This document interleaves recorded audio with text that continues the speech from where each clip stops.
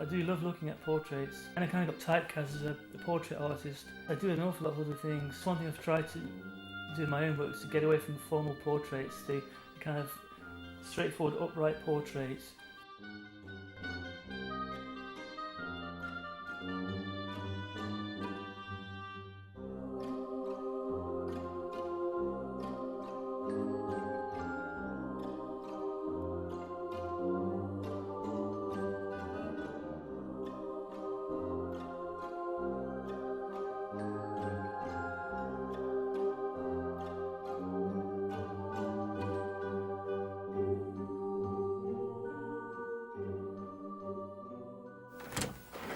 Hi! Oh, thanks for coming.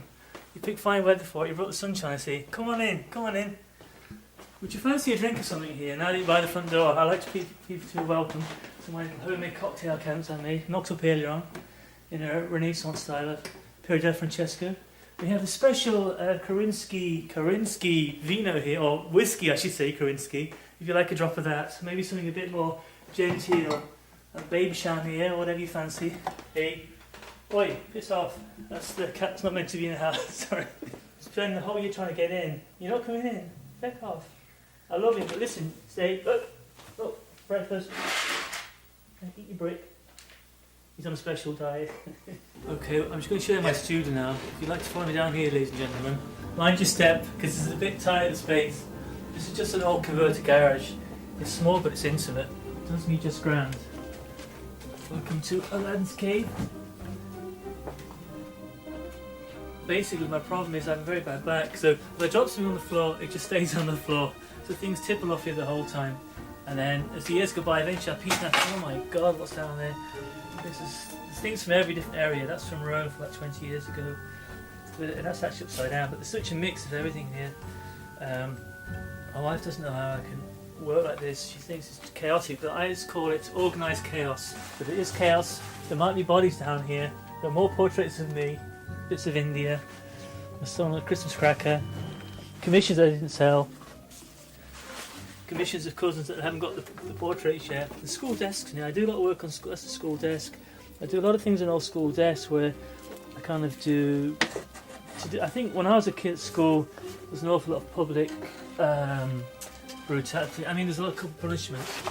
So I used to paint. Trying to think what some of the children went through, the suffering of being strapped every day at school, which I regularly was. And I was born crooked. I forgot to mention that. I was actually born like this. We like this, you see. What?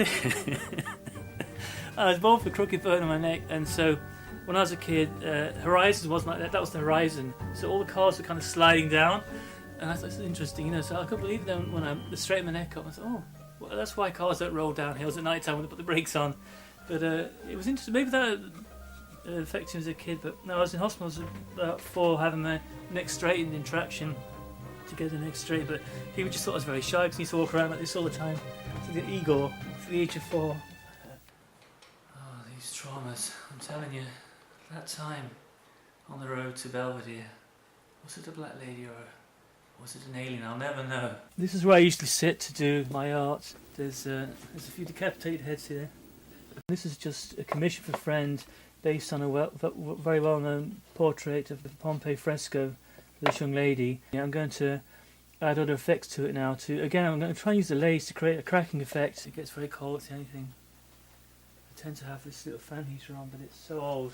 This one's poisoning me. It's about 20 years old. It comes directly in my face, and the fumes make you pass out. It's quite a nice experience, though. I can't complain.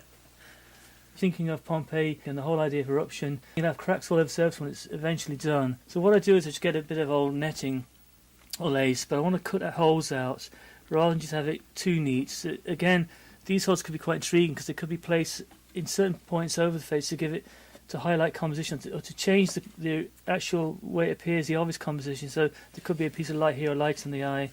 It just gives you an emphasis on a different part of the human face to focus on. So I just have to figure out where I'll place this now. But what will happen is, and that could be interesting there, but I often have different kinds of netting from different periods.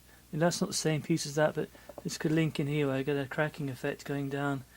So what I'll do is I just get a bit of ordinary wallpaper paste which I've prepared here, like Blue Peter, and then I just get that on stick, then use a bigger brush. So I just have to cover some of the face to get this on. What happens in this process is, by gluing down the lace, when it's dry, I pour oil paint on, and what happens in the end is, with a lot of these paints that have lace on, there's no lace actually there, it's just the imprint of the lace, but it gives the illusion it's this. People think the lace is still stuck down, but it's just an impression really.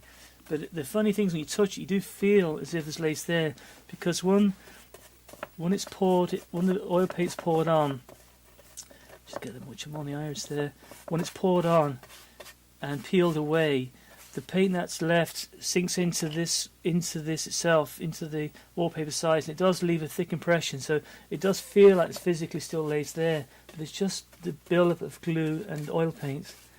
But again, it gives that old world feel. It makes a very a sense of antiquity, and it just adds another layer of time and history on, so, which I've always liked in the work, this idea of passage of time.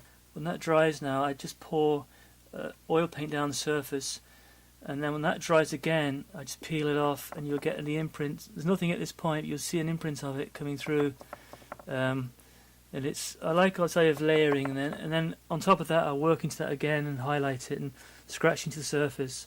But it's just one of the many techniques I use. It's a funny thing, what does that mean to me? It should be compelling and challenging, otherwise there won't be much point to it really. It'd be just waste of time, I guess. I'm digressing, I do that a lot.